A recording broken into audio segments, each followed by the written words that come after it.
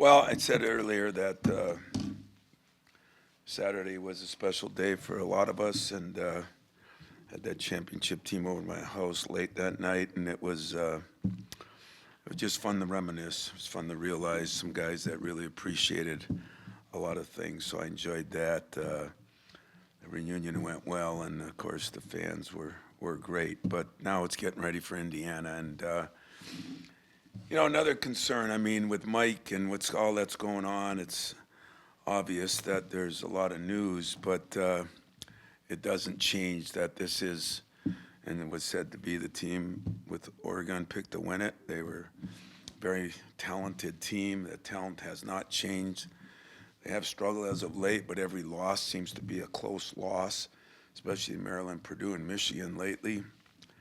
They're huge up front now with Ballo, and one other thing that's different is Renew, who killed us last year, has been out with a knee injury, and he's played, I think, 3, 4 games. But he's definitely played his last 2, has been his best games. And then both of them are scoring in double figures. Mbako is still a guy, he's averaging 18 and 6, so as a big 6'8", 6'9" wing, that creates problems for us. And they do have experienced guards. Galloway's 6'5", he's big. Gooding's 6'7", he's shooting the daylights out of it. And Miles Rice, who was really good early, it's been a little more up and down, but that is a talented 8-9 guys right there that we're going to have to contend with. As far as our illnesses, we seem to be improved. Jaden, I'm hoping, can go today. Did not yesterday, but we did not do much yesterday other than walkthroughs, film sessions, and getting some shots up. So, quick turnaround, but ready to go. Questions? Tom, you talked about how special the moment was. Was there a chance you had to kind of really reflect on it where, the tying Bob Knight's record, the 2000 team, and Jace doing what he did on that kind of day where it kind of all came together for you? Because you said you were going to take your time to appreciate it. Yeah, I did. I appreciated Jace's performance because I got to watch it. And I really appreciated the team being there. What an exciting time for all of them. I mean, again, I keep downplaying this thing that I'm not really downplaying, but that was definitely on the bottom of my list. And if it happens, it happens. Tying something doesn't matter. And we'll see when it does, if it does. But having those guys back and having Jace have the game he had, and we had a lot of guys that played pretty well, but he just had one of those even more efficient than normal, and he's probably his most efficient guy I got. So, and for his dad to be in the stands with it, and of course all those other players. And when you think about it, Mateen's now got a son who's a freshman that's playing a lot, and David Thomas has one, and Andre's got one that already signed at St. Louis. And really the apple didn't fall far from the tree on a lot of those guys. There's a reason we were good, and it's kind of staying in the family. So that's been pretty exciting to watch happen.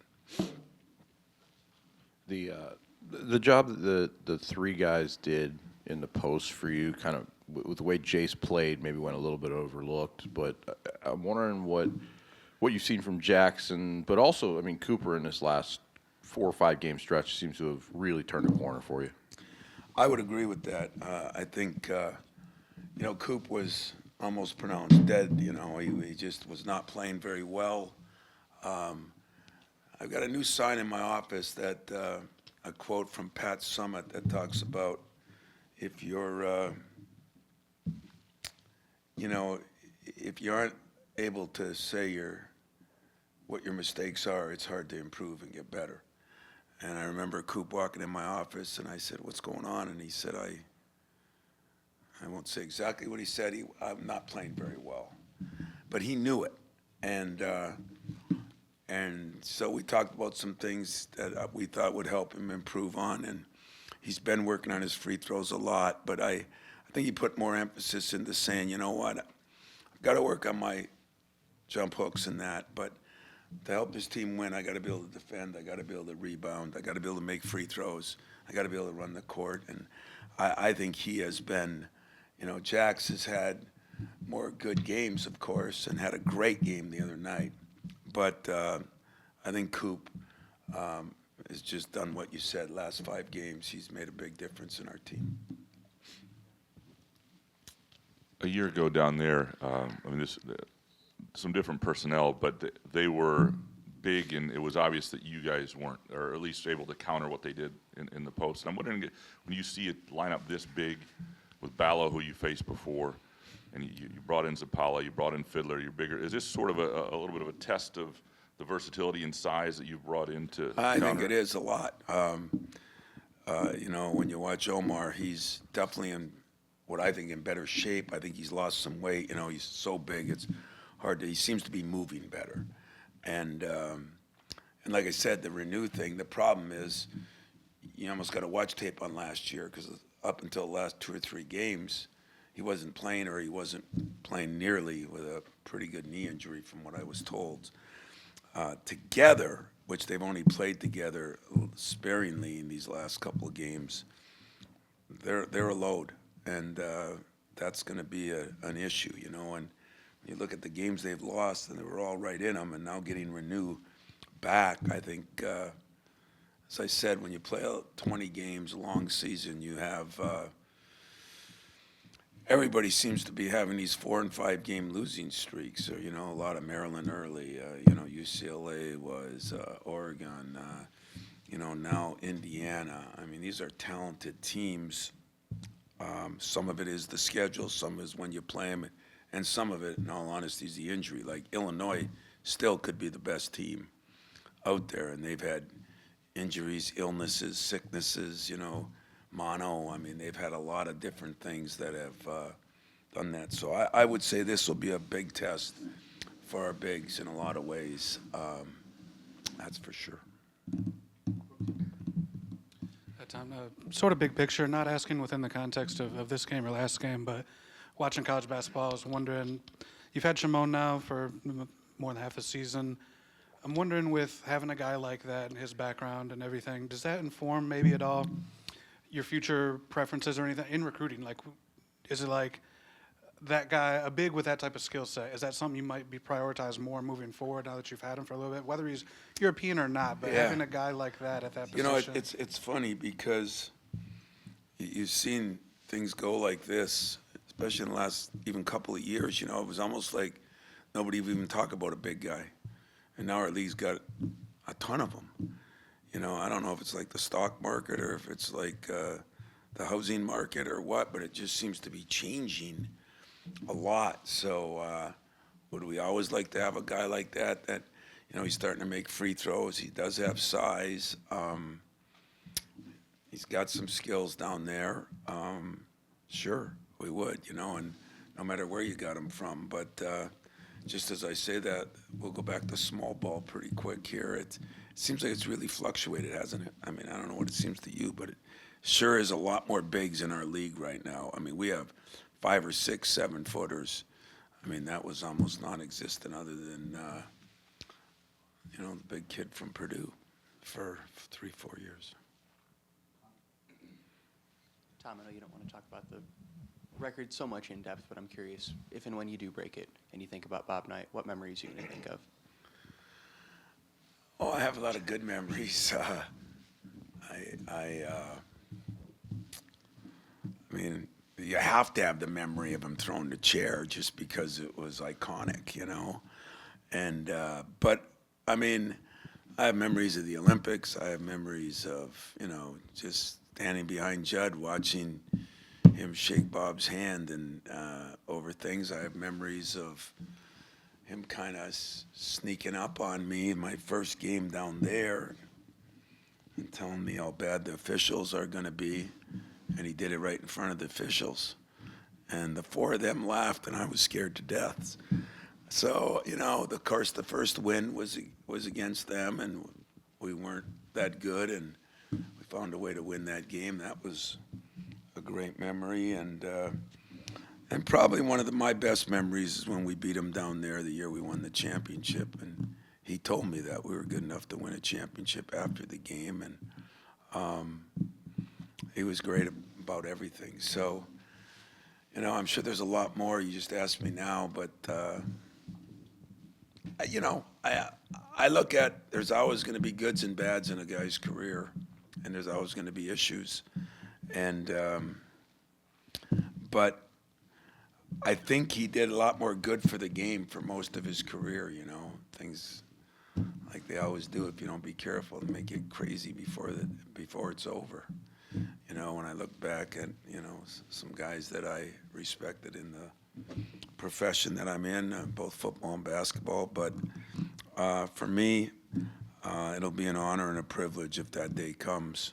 It's already an honor and a privilege that it came to tie somebody like that, because growing up in the coaching profession, he was a guy, you know, for me it was he, Gene Cady, you know, Clem Haskins. I mean, those people did a lot for me in the Big Ten, and I will forever be grateful and forever realize how much I learned from all of them. I mean, you know, Bob, that motion, offense, and all the things he did, and you know, you learn good and bad too. You know, like what not to do, what to do. You know, Clem, it was just, I mean, our physicality doesn't even touch his, and Gene, of course, is still one of my all-time favorites. So, I was fortunate, but Bob was. He was the standard. I mean, you look at the national championships he won. How many Final Fours did he go to? You would know. Yeah, he went to 5. And look at the Big Ten he won. I mean, winning and him were synonymous, and that included the Olympics. That included basketball in general. So, yeah, it's humbling to even talk about. Tom, since the first Big Ten tournament in '98, we've always said the regular season means so much more than Yeah. the tournament. Now, with the 20-game schedule, you only play a team twice, only 3 of them, and with these ups and downs, we're talking about maybe the depth of the league this year in the mid-range. Could this be as good a Big Ten tournament as we've seen, and could it mean more than it's ever meant before? God, even you're getting crazy like the rest of these guys. We got 8 games left in the I'm just thinking tournament about in hunt. terms of And, the, yeah. you know, when I die, I wonder what it'll be like. You know, no, I'm just kidding. Everyone's talking about the conference. No, I think you're championship, right. though, but I mean, it might I'm be more kidding than you that. because I got so many things, especially in a 2-day prep. But I think a lot of these conference tournaments is going to be big. But you think of the Big Ten and the SEC, and those tournaments are going to be off the chart. You even think of Gonzaga's. They got now 4 teams up on top that are good.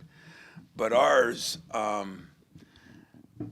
and someone's going to come out, you know, because I've really never looked at this year who got the break in the schedule.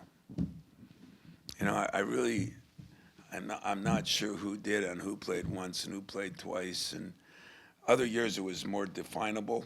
This is not to me. And so you're going to go in there and someone's going to beat somebody and everybody's going to question it. You know, like Illinois is the best example right now. They just won big the other night. And what, they got 6, 7 losses in our league? I mean, you know, and most of that is because of injuries and illness, I think. But, yeah, I think it will be one of the best ever because the number of good teams, everybody will be playing for something. Now that we only have how many, 15 of the 18, and I mean, there's a good chance that, you know, 12 or 13 of them will be playing for an NCAA berth in a lot of ways, maybe more, the way it's going right now. So, yeah, I think it'll be a hell of a tournament for you guys, for the fans. Hey, Tom, you touched on a little bit that you had a chance to reflect yesterday. Curious to know if there was a moment where you were deliberate and like looking around and reflecting. And also, can we revisit the non-quarterback controversy for educational purposes? Is it controversial because it calls into question loyalty, player? Okay, one way or other. Can you just give us some insight on that? Now, first part of the question is, You know, I think right when the game ended and I realized all those guys were right behind me, that was a moment I took. Instead of going down and shaking the coach's hand right away, I went to those guys first. I figure everything I've done, everything I own, everything I've been able to do is because of them. And it really is. You know, Mateen got up at our little reunion upstairs and gave me more credit, but the truth of it is, if they didn't start it, you know, that year 3, I mean, most of you weren't around, but Jack, you were. I was on the, I guess now we call it the hot seat. That was like 5 games into the year, and that hot seat was getting hot. And those guys kind of saved the day, and so that was one. And then when I was able to talk to the crowd, or when I was standing there with, you know, about 30 seconds left, just kind of, I did an El McGuire, you know, I just kind of looked up at the place and I said, wow, you know, at that time, nobody had left and it was packed. And I got one of the all-time texts that I will share with you. I got 1 million texts that night, of course, and from some great, great people and great, great coaches. But I got one from Steve Elford. And it was to congratulate me on tying that, but it was also talking about him and his wife and one of our former employees, whose brother works here now, Claire Donnelly, works for Steve out there, and she used to be one of our student secretaries. And anyway, he said we were watching it and amazed. He said, I was amazed how many former players and coaches came back there, he said. And then he went on to say, you know, reminded me when he got fired at UCLA, I had called and he was trying to make a tour. He was trying to hit about 10 or 15 schools the next year, programs just that he could go spend time with. And he came here and it was on senior night, which was also our, I think it was our reunion then too, but it was also senior night. And he came here, stayed at my house, spent 3 days with us. And he said, you've got the best culture in college basketball by a lot. And I went and visited some of the top programs, and I watched this weekend. And whenever you get frustrated, appreciate what you got, because nobody has it. Well, I don't know if that's totally true, but I told him it was one of the best texts I got, because that probably means more to me than a record, than a wins, than even a championship. And that was pretty cool. It did kind of a 2-part thing. Oh, wait, I got to ask the second part of his question, because, you know, I always kid about quarterback controversy, but it's really, it's not even close to a quarterback controversy, because when you pick a quarterback, you know, it's kind of funny. Of all things, I was thinking of you guys and how much I hate some of your questions. But as I was watching a little bit of the Super Bowl, and I was thinking of Hurt and what he did, and, you know, and Nick, you know, and I had talked to Nick about it after that thing happened when he changed that halftime. But when you pick a quarterback, that other guy's probably not playing. You know, we might move guys around for various reasons. I mean, I don't want to be moving everybody around. You want some consistency, but, you know, we have some issues that are different for us this year with smaller guards in some ways. We played, USC really hurt us with big guards. You know, they kill us on the boards. And we didn't do it, staff didn't do a very good job of that. But, you know, that's what I look at too. Who plays well with each other? What do you need in the game? You know, we're going to play a game that has 2 really good bigs, but you know how they played the last 5 weeks? They played with Goody. Remember him from Illinois? He's been their 4-man most of the time because Renew's been out. So they went from a shooting 4-man to now a powerful post player in Renew. So there's really no controversy. There's no loyalty. The best players should play. I mean, there's loyalty that you, on first right of refusal, more or less. But play the game. I mean, you got to play, and are you working at it? You know, are you working at it? Are you doing all the things? I mean, that's one of the things I talked to Coop about. You know, are you doing all the things? Well, he was doing a lot with his free throw shooting. That improved. You know, in the 2 hours at the end of my house the other night, I sat with 9 guys in the back room, and they were talking about something that we did that I mean, some that I can tell you, some that I can't, but because I don't want to incriminate myself. But one of them was, you know, we had meetings every night. We weren't very good, so we had meetings every night. And practice, eat, meetings. Now, you know, God, you can't go over this many hours and that many hours. There were no rules back then. It was more fun. And the meeting was we'd meet for an hour, and then we had just gotten satellite dishes and that, you know, that's when they were, and they'd want to watch, because they didn't have that at home, they'd want to watch a game that was on TV, a college game. We sat in this room down here, we watched college games, and then that'd get done at 11 o'clock, and they'd say, Coach, let's turn on the NBA games out west, you know. We'd sit down there with 6 or 8 guys, and Mike Garland was there, and Brian Gregory was there the other night, and we were just talking about how many times we just sat around watching games together. We were all together, you know, and I miss that, but I think a lot of kids missing out on that, because I watched 9 guys talk about things like that for 2 hours. You know what an impact that must have had on them 25 years later? You know, now we made it so that the NCAA and everybody thinks it's a grind to spend time with people. No. Sometimes it's fun to spend time with people. And so it was refreshing for me, but so there's no quarterback controversy, and it's my fault because I said quarterback controversy whenever I speak about stuff like that. Players are going to play.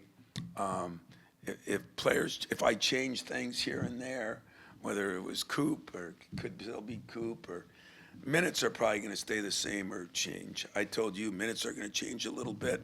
They are going to change a little bit. That's what happens as the season goes on. Question. Well, first of all, Hurts is the first Nick quarterback, I think, to win a Super Bowl. He's one of the first Nick quarterbacks. I think he might be. Because, And Nick's a D-back coach. Yeah.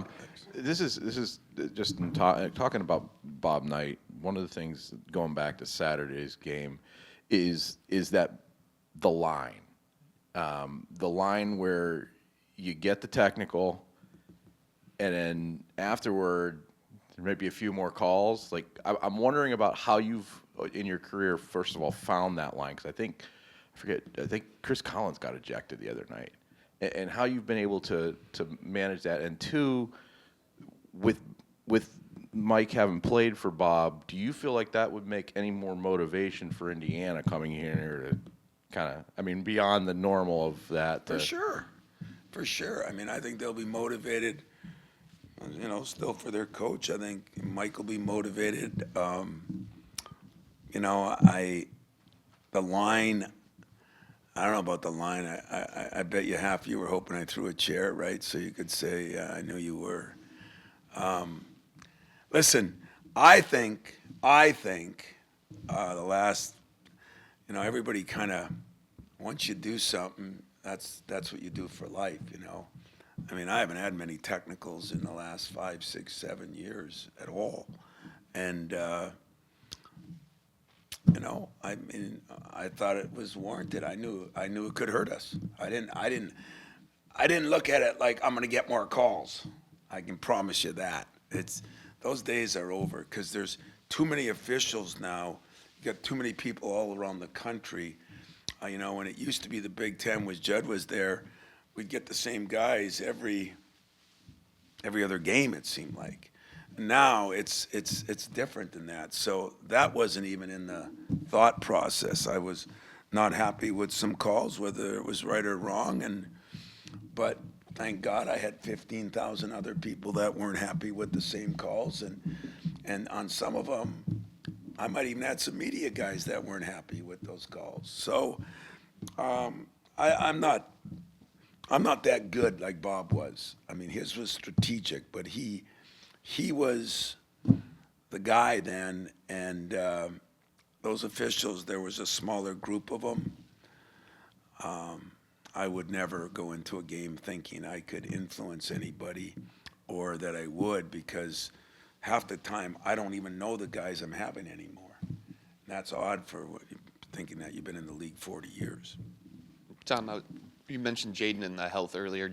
Would you anticipate to have a full lineup on Tuesday night? And then secondly, not that you want to be shorthanded, but how much did you guys learn from being able to play without Xavier, without your starting point guard, and to be able to be successful?